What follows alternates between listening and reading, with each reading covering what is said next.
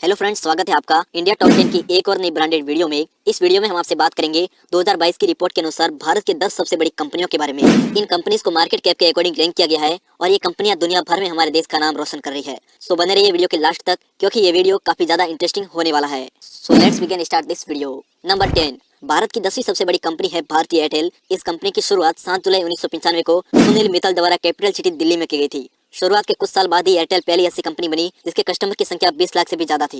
वही रिलायंस जियो से पहले देश में ऐसी कोई कंपनी नहीं थी जो एयरटेल को टक्कर दे सके। और आज केवल इंडिया से ही एयरटेल के 35 करोड़ से भी ज्यादा कस्टमर है। हम आपको बता दें कि भारतीय एयरटेल कोई छोटी मोटी कंपनी नहीं है, बल्कि टेलीकॉम सेक्टर में रिलायंस जियो के बाद ये देश की दूसरी सबसे बड़ी टेलीकॉम कंपनी है। वर्तमान समय में ये कंपनी 4G नेट प्रोवाइड करा रही है और कुछ ही समय बाद ये इंडिया में 5G लाने की तैयारी कर रही है। आज के समय में इस कंपनी का total market cap 56.17 billion US dollar यानी कि तकरीबन 4,17,000 करोड़ रुपए है। नंबर 9, इसी लिस्ट में नंबर 9 पर है स्टेट बैंक ऑफ इंडिया। आपको बता दें कि 1921 में bank of Mumbai, bank of Madras और बैंक ऑफ बंगाल तीनों को मिलाकर इंपीरियल बैंक ऑफ इंडिया बना दिया और फिर 1 जुलाई 1995 को इंपीरियल बैंक का नाम बदलकर स्टेट बैंक ऑफ इंडिया रख दिया। तब से लेकर आज तक देश विदेशों में भी SBI की ब्रांचेस में 1 जुलाई को SBI स्थापना दिवस मनाया जाता है। ये देश की सबसे ज्यादा भरोसेमंद और अमीर बैंक है।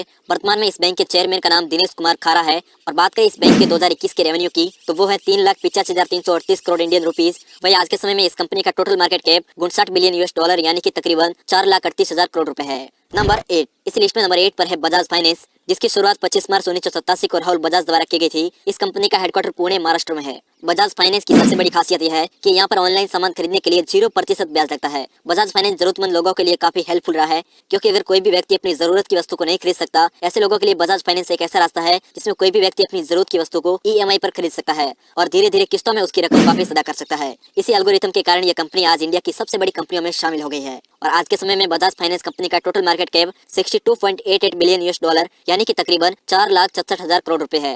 नंबर 7, इसी कड़ी में 7वें नंबर पर है HDFC फाइनेंस, जिसका पूरा नाम हाउस डेवलपमेंट फाइनेंस कॉर्पोरेशन है। 1977 में इस कंपनी ने हाउसिंग फाइनेंस की शुरुआत की थी। इस कंपनी के पूरे भारत में 350 से अधिक कार्यालय है, जो लगभग 2000 कस्बों और शहरों को कवर करते हैं। इसका उद्देश्य देश में आवास की कमी को दूर करना है। सन 2000 में इंटरनेट पर आवास ऋण की पेशकश शुरू की थी। उस समय ऐसा करने वाली ये भारत में पहली गर्भ वित्तपोषण कंपनी बन गई थी। फिर 1996 में इसने दुबई में अपना पहला विदेशी कार्यालय स्थापित किया और 2000 के दशक में इसने लंदन और सिंगापुर में कार्यालय स्थापित किया। आज के समय में इस कंपनी का total market cap 63.8 billion US dollar यानी कि तकरीबन 4,74,000 करोड़ रुपए है। नंबर 6, इसी बीच नंबर 6 पर है ICICI बैंक, जिसका पूरा नाम industrial credit and investment corporation of India है। 31 मार्च 2002 को भारतीय औद्योगिक सहायक एंड विनियोग निगम बैंक का इसकी सहायक कंपनी ICICI बैंक में विलय कर दिया गया था। उसके बाद ये भारत की दूसरी सबसे बड़ी बैंक बन गई। आज इस बैंक की केवल भारत में नहीं बल्कि अन्य कई देशों में कई सारी शाखाएं मौजूद है। वर्तमान समय में भारत में इस बैंक की कुल 2,883 शाखाएं और 10,021 ATM मौजूद है और 2019 के आंकड़ों के अनुसार इस बैंक में कुल 84,922 कर्मचारी कार्य करते हैं।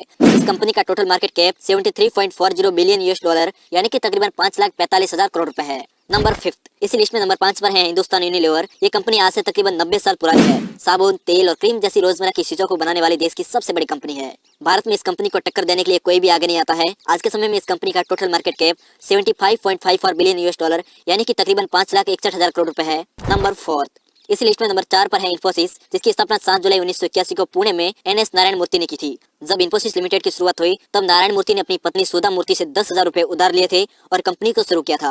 महज 10,000 रुपए से शुरू होने वाली इंफोसिस कंपनी आज 93,594 करोड़ रुपए के टर्नओवर वाली भारत की चौथी सबसे बड़ी कंपनी बन चुकी है। आज कंपनी का नाम देश की टॉप IT कंपनी की लिस्ट में शुमार है और उस समय अमेरिकी शेयर बाजार में शेयर रजिस्टर करने वाली इंफोसिस पहली इंडियन कंपनी बन चुकी थी। और आज के समय में इस कंपनी का total market cap 130.74 billion US dollar यानी कि तकरीबन 7,71,000 करोड़ रुपए है।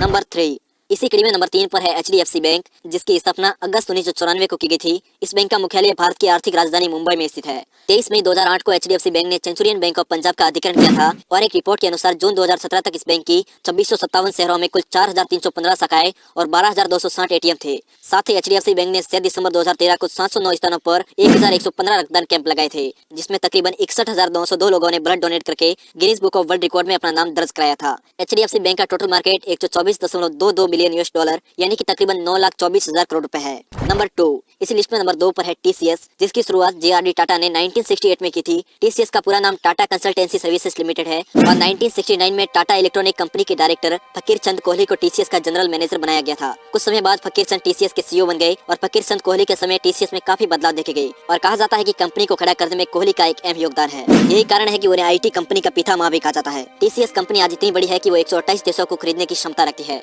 पाकिस्तान के कराची स्टॉक एक्सचेंज के टोटल एक्सचेंज से भी ज्यादा बड़ी है भारत की टीसीएस कंपनी। और आज के समय में इस कंपनी का total market cap 190 billion US dollar यानी कि तकरीबन 14,93,000 करोड़ रुपए है।